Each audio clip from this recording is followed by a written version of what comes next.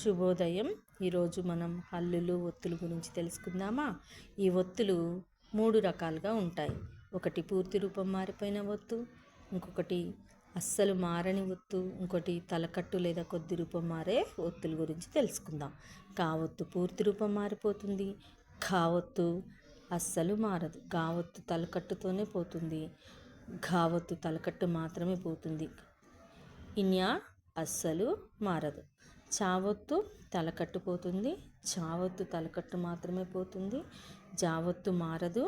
ఝావొత్తు తలకట్టు మాత్రమే పోతుంది. ఇని మారదు. టావొత్తు తలకట్టు పోతుంది. ఠావొత్తు తలకట్టు మాత్రమే పోతుంది. డావొత్తు తలకట్టు మాత్రమే పోతుంది.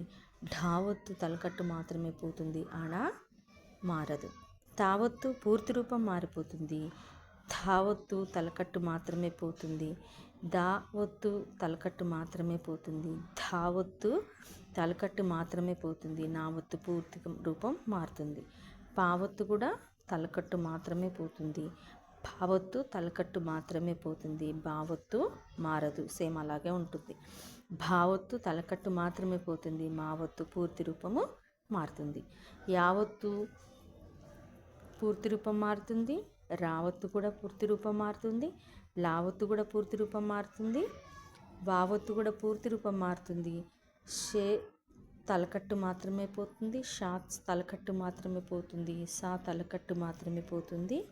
హా కూడా తలకట్టు మాత్రమే పోతుంది. క్ష అనే అక్షరము సంయుక్తాక్షరము.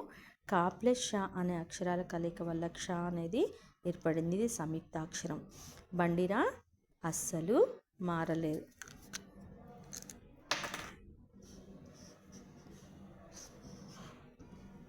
ఇంకా మనం వీటితో చూసుకుంటే తలకట్టులో ఉన్న అక్షరాలు, ఇది రూపం మారని ఒత్తులు. రూపం మారని ఒత్తులు అంటే ఖ, ఇన్య, జ, ఇని, అణ, భా, బండిరా. ఇవి పూర్తి రూపము మారని ఒత్తులు.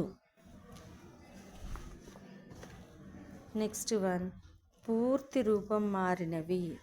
కావొత్తు,